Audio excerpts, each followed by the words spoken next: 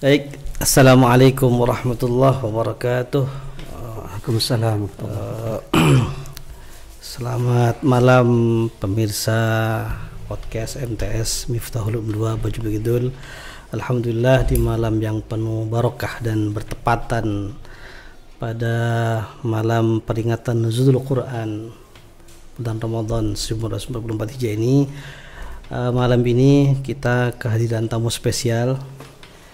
Beliau dari Pulau Madura, Sumeneb.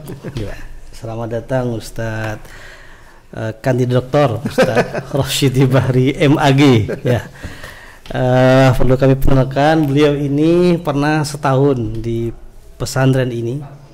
Tahun 2011 beliau melaksanakan tugas dari Pondok Pesantren Sidogiri Pasuruan untuk melaksanakan pengabdian di pesantren. Dan alhamdulillah, walaupun setahun, beliau meninggalkan sesuatu yang sangat berharga di pesantren ini, yaitu beliau adalah pendiri majalah Dinding Al-Hijrah yang sampai hari ini tetap eksis. Alhamdulillah. Ya. Mudah-mudahan akan menjadi jariah bagi jenengan, Pak. Dan beliau sehari ini sedang menempuh program doktoral di Universitas Islam Negeri Sunan Ampel Surabaya, dan itu bukan kaleng-kaleng, beliau itu penerima beasiswa LPDP agama ini. Dan sehari-hari beliau ini menjadi dosen di Instika Nuqiyah Sumeneb. Betul ya, Pak? Ya, karena beliau ini adalah bagian dari penggerak literasi di pesantren, dan malam ini juga dalam peringatan Nuzul Quran, turunnya Al-Quran yang pertama kali yang kita kenal, Al-Alaq ayat 1 sampai 5. Di sana ada semangat untuk menggerakkan literasi. Ya, oleh karena itu kami nanti meminta kepada beliau bagaimana semangat Ramadan ini kita hubungkan dengan semangat literasi, semangat membaca dan semangat menulis seperti yang tertera dalam Al-Alaq ayat 1 sampai 5. Monggo Bapak, bagaimana untuk menggerakkan literasi di pesantren yang sedang kita hadapi hari ini, bahwa orang sudah cenderung lebih banyak ke visual. Bagaimana menurut jenengan untuk menggerakkan literasi ini? Baik, bismillahirrahmanirrahim. Saya awali dulu dengan muqaddimah seperti biasa. Monggo.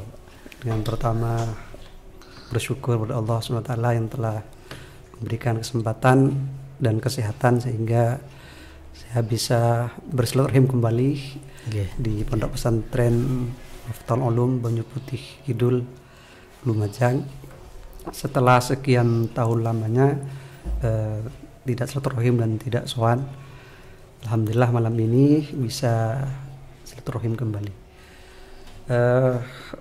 Mengenai pertanyaan dari Ustadz Saruni barusan bahwa bagaimana kita menggerakkan literasi atau menghidupkan literasi di pondok pesantren.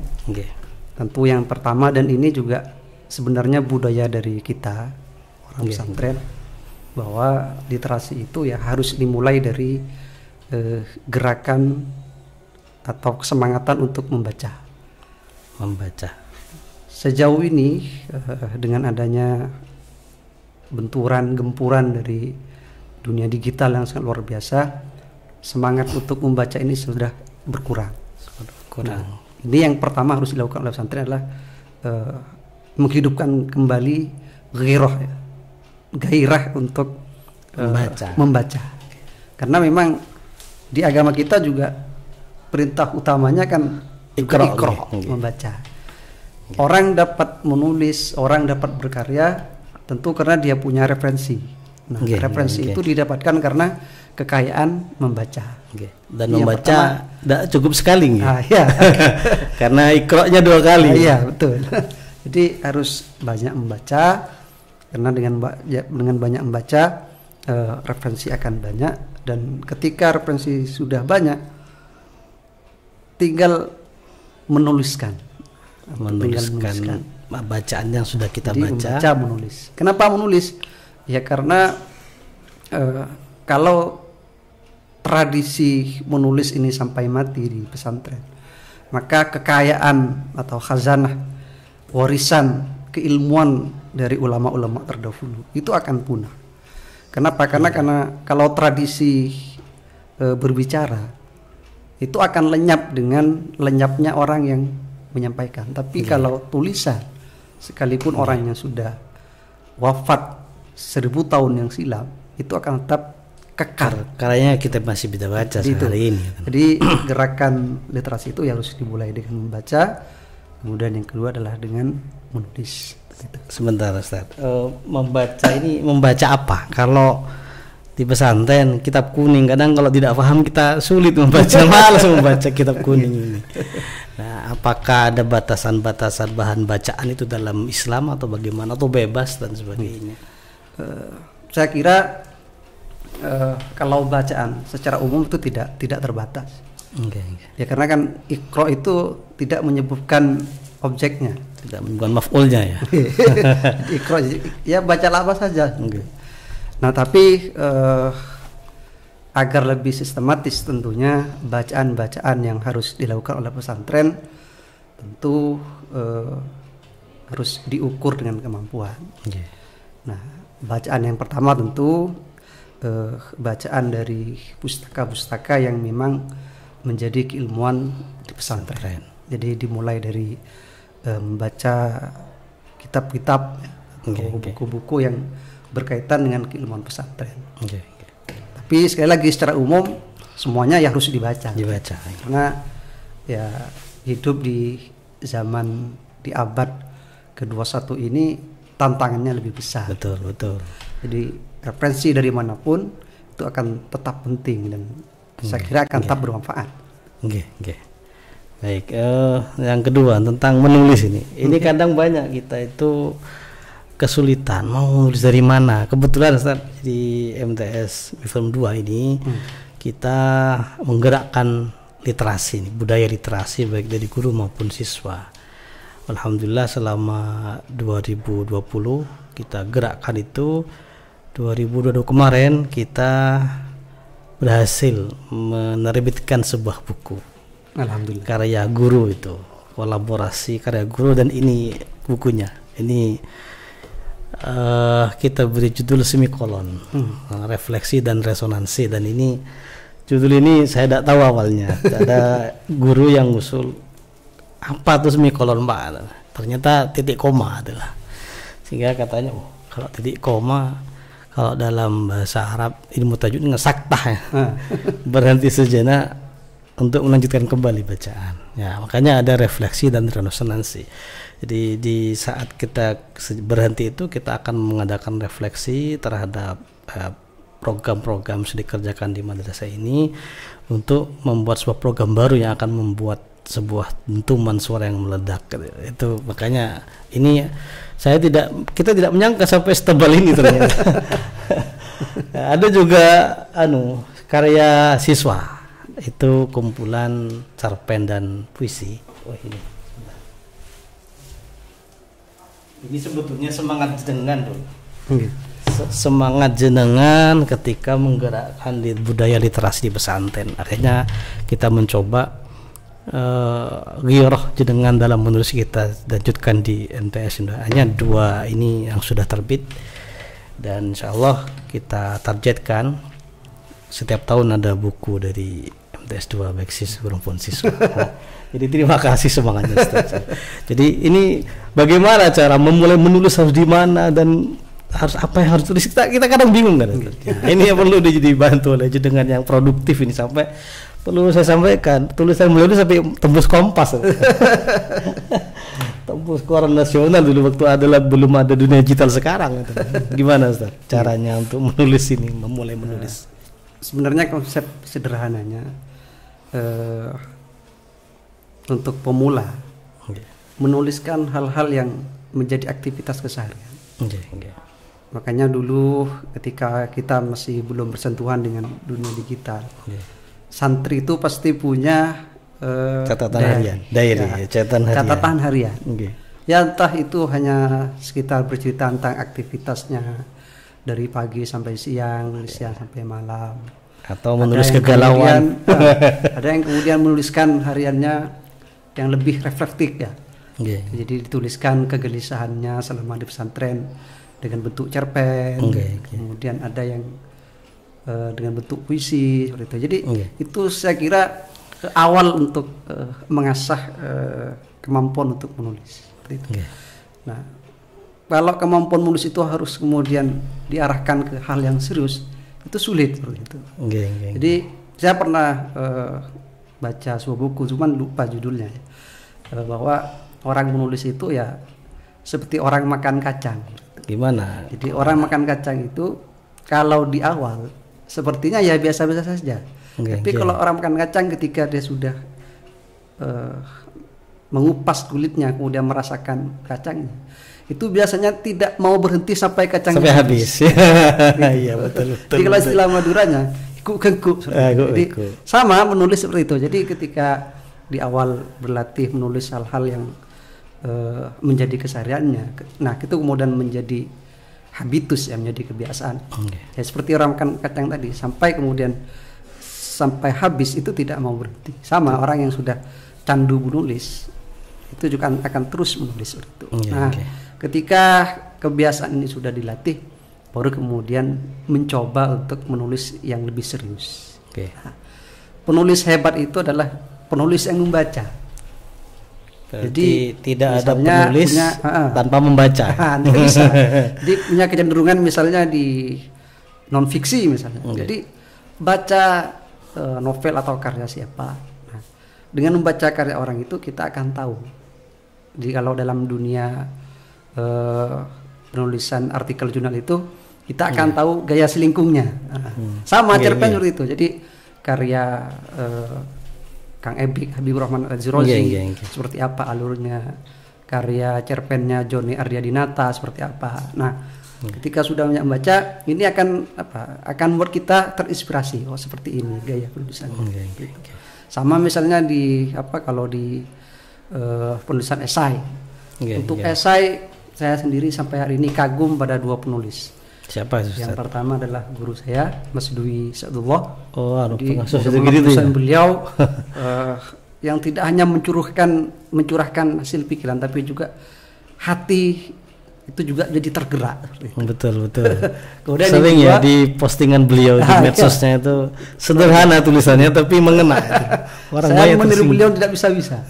Kalau orang yang kalimatnya mungkin bisa, tapi untuk menggerakkan pembaca sampai ke nurani itu yang sulit. Kemudian yang kedua Gunawan Muhammad ya. Jadi ketika masih di pesantren, karena dulu di Sidogiri itu masih boleh baca Tempo itu, majalah Tempo. Pasti yang saya baca adalah di halaman terakhir di catatannya Gunawan Muhammad itu. Nah, jadi membaca karya orang lain itu akan membuat kita terinspirasi. Begitupun tulisan-tulisan yang lain. Itu. Baik. Kalau kita sekarang membaca para penulis pesantren, sebenarnya kita bersemangat untuk menulis ya. Termasuk bukan hanya sekedar tulisan berbahasa Indonesia, tapi banyak yang ulama-ulama muda kita yang produktif ya. Gus Awis ya. Di Fifuddin Dimyati ya, Jombang. Keren untuk kitab-kitabnya semua terbit di Nanal siapa lagi? Juga di Ashar itu. Terbiasa. Itu bagaimana kalau menjadi penulis seperti beliau? Beliau harus banyak referensi kitab berarti. Itu tadi ya, harus banyak membaca. Masya Allah ya, kalau membaca ya tentu juga untuk di pesantren saya kira perlu ada media. Media. Karena ini yang kemudian menjadi kenapa dulu saya juga termasuk Ustaz Saroni kemudian buat mading karena memang kadang ada kreativitas, cuman tidak ada ruang untuk menuangkan kreativitas itu. Jadi di pesantren harus disediakan. Saya masih ingat betul kenapa jenengan memberi nama Al-Hijrah ya. Ada tulisan pertama dengan Al-Hijrah itu, Masya Allah ya. Iya, gitu. Enggak, semangat itu akan terus kami kami gerakkan ya. Semangat literasi ini termasuk ke siswa dan semua kepada guru, dan karena sekarang ada media berbasis digital, maka kami tulisan-tulisan siswa itu kita terbitkan di website terus, madrasah, sehingga mereka senang. Ya. Termasuk dalam masa-masa Ramadan kami hubungi para siswa untuk menulis itu yang, dan alhamdulillah di setiap kelas di Putri itu sudah ada pojok baca. Jadi ada lemari dan ada bukunya. Jika ada gurunya, saya minta untuk membaca. Itu yang kami understand. Jadi itu memang kendala-kendalanya memang kadang ketika kita mengajak teman-teman nulis, saya tidak bisa pokoknya nulis deh. Nulis apa yang bisa tulis, dan termasuk saya paksa guru-guru itu untuk menulis. Ketika ada kegiatan di luar atas nama lembaga, tolong tulis laporannya dalam bentuk berita. Mau tidak mau mereka harus menulis. Nah ini. Karena memang kan Ustaz, saya merasakan. Jadi saya kurang lebih 3 tahun ini mengajar di perguruan tinggi. Itu memang sudah sangat drastis sekali semangat membaca dan menulis. Jadi tugas-tugas mahasiswa itu hampir 70% itu bukan karya yang sendiri ya, tapi hasil. Ini tantangan. Jadi digital ini selain juga sebagai kesempatan untuk pesantren menunjukkan dayanya dan magisnya di dunia digital, tapi pada sisi yang lain ini juga menjadi tantangan. Jadi semakin mudah mengakses tulisan-tulisan itu sangat berbahaya terhadap kemampuan literasi. Ya, artinya memang ya tantangan berat ya. Jadi satu sisi digital memudahkan kita, tetapi kreativitas kadang kadang juga bisa membunuh. Kecuali dengan pada hari ini sedang menempuh doktoral. Nah, ini tulisnya bukan ringan-ringan, sudah serius pastinya. Nah, sebenarnya kami ingin menggerakkan ke guru-guru agar supaya lebih serius, kan. Guru juga dituntut untuk menulis karya ilmiah yang juga bisa diterbitkan di berbagai jurnal. Kalau misalnya di kampus kan ada nggak jurnal-jurnal itu. Kalau di sekolah bisa nggak kira-kira membuat sebuah jurnal yang jurnal ilmiah gitu? Sepengetahuan sepertinya bisa.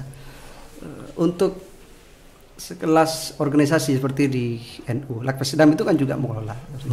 Jadi tidak harus kampus. Cuman bagaimana administrasinya itu yang belum paham. Cuman kan bisa didorong misalnya, karena orang itu kadang mau menulis karena ada tuntutan. Misalnya tugas yang terbit di Sita 2 Sita 3 pangkatnya tinggi. Iya betul, karena bisa memotivasi kenaikan pangkat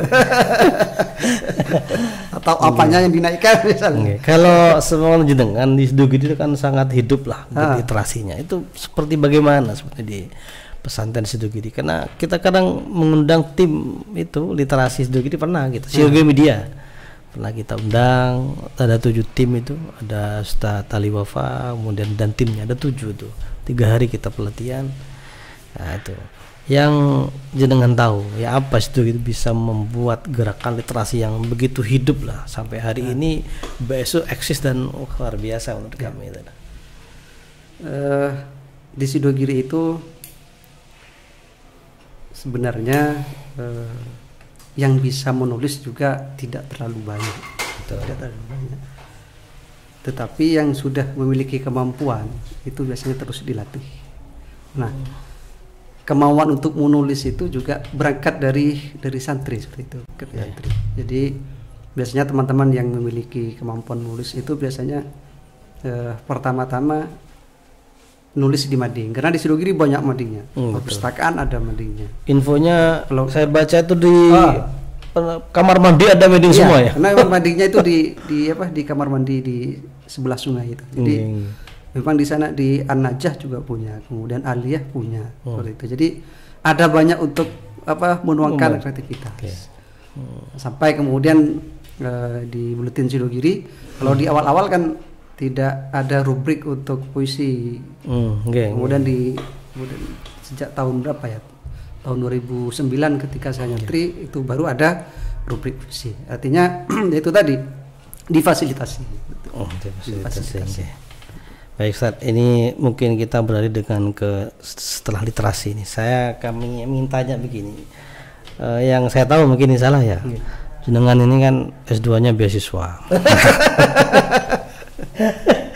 S3 juga beasiswa.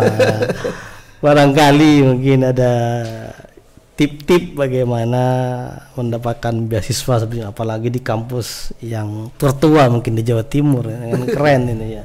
Barangkali bisa diikuti oleh teman-teman santri, kemudian teman-teman guru yang ingin melanjutkan S2 S3 ini. Seperti apa tipnya Ustaz? Yang pasti menurut menurut saya pribadi, tidak semua orang bisa menembus beasiswa yang fasilitasi oleh pemerintahnya, apalagi lewat seleksi ketat ini. Apa ini Ustaz? Saya pengen niru jenengan tapi tidak bisa, belum bisa. Gimana tipsnya Ustaz untuk mendapatkan beasiswa ini? Saya sejak S1 itu sudah beasiswa berarti? S1 belum. Oh, gitu. Itu beasiswa mandiri. Oh gitu, beasiswa orang tua. Jadi sejak S1 itu saya sudah dapat doktrin dari senior saya bahwa pilihan orang kuliah itu dua. Syukur-syukur bisa dua-duanya bisa dipilih. Ya, Pak Ustaz, yang pertama adalah fokus di akademiknya, atau kalau tidak mau fokus di akademiknya adalah fokus membangun jejaring di pergerakan. Alhamdulillah dua-duanya ini saya dapat. Keren ya kan ya. Jadi akademiknya saya jalani, itu sehingga saya lulus tepat waktu. Sekalipun waktu itu saya sudah aktif di organisasi, ekstra, di intra, itu juga berkegiatan di rumah, jadi kepala madrasah di dia. Nah, ini penting. Jadi pertama penguatan di sisi akademik. Jadi sebisa mungkin materi-materi perkuliahan, tugas-tugas itu betul-betul dikerjakan. Karena yang jelas sih pasti dapat ilmunya. Betul. Kemudian yang kedua di jejaring. Ini sangat dibutuhkan karena ya mungkin ini sudah rahasia umum ya. Ketika sudah di medan pertempuran di lapangan itu akan ditanya benderamu apa. Iya, jadi saya S2 beasiswa S2 itu karena jejaring. Karena waktu itu saya S2 dibiayai oleh Menpora. Kenapa Menpora? Karena menterinya waktu itu senior saya. Sama-sama Madura lagi. Di bintang 9 waktu itu ya. Nah, akhirnya karena saya aktif di organ ekstra yang satu madhab, akhirnya saya dapat peluang itu. Seandainya saya tidak di organisasi ya tidak bisa. Nah, untuk yang S3 ini di akademiknya.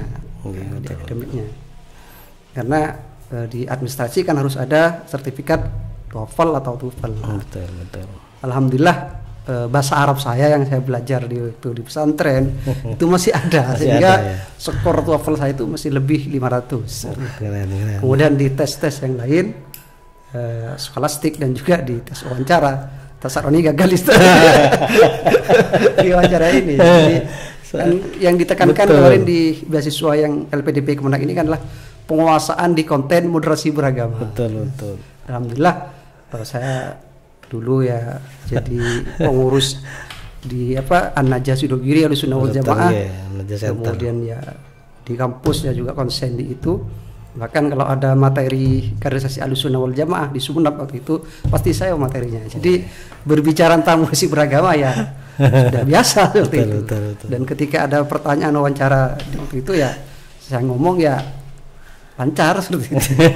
Gitu. Jadi ini khusus yang mahasiswa. Jadi pilihannya dua. Syukur-syukur bisa didapat semuanya. Pertama adalah akademiknya, yang kedua adalah di jejaringnya. Baik. Ya, ini yang kita tidak punya kadang. Baik, saya kira kita sudah cukup. Pertemuan spesial sebenarnya malam Zulquran ini untuk yang dan saya atas nama MTS 02 mengucapkan terima kasih kepada Al Ustadz Kandidat Doktor Ustadz Rasyidi Bahari MAG. Mudah-mudahan pertemuan yang singkat ini akan membawa hikmah Yang terakhir Ustaz, barangkali ada pesan-pesan khusus bagi adik-adik santri maupun guru dan asatidz di pesantren ini. Monggo. Baik, moto saya itu wa fawqa kulli dzi ilmin alim, bahwa di atas orang yang tahu itu mesti banyak orang yang lebih tahu dari kita. Kemudian juga ada kutipan di kitab Adabul Alim wal Muta'allim karya Hadrah Syekh Asy'ari itu, bahwa seseorang itu akan dianggap pintar kalau dia selalu merasa bodoh. Fa idza dzanna annahu alim, tapi ketika dia sudah merasa alim bahwa jahil, maka dia bodoh. Artinya apa? Artinya kita tidak boleh cepat puas dengan proses yang kita lakukan. Betul. Ini yang jadi penyakit kadang. Kadang kita sudah merasa puas, merasa lebih tahu dari yang lain sehingga kita berhenti belajar. Jadi pesannya adalah ya mari kita jangan berhenti belajar, terus belajar dan jangan sombong. Jadi itu. Ini pesan luar biasa yang dari beliau, calon doktor ini. Mudah-mudahan semoga dilancarkan dan tepat waktu ya. Terima kasih. Demikian para pemirsa MTS 92, pertemuan spesial malam Nuzul ini dengan beliau, dosen Instika Nuqiyah yang juga pernah ada di Banyu Putih selama 1 tahun 2012. Dari kami mohon maaf apabila ada hal yang kurang berkenan. Allahumma muwaffiq ila thariq. Wassalamualaikum warahmatullahi wabarakatuh. Waalaikumsalam warahmatullahi wabarakatuh.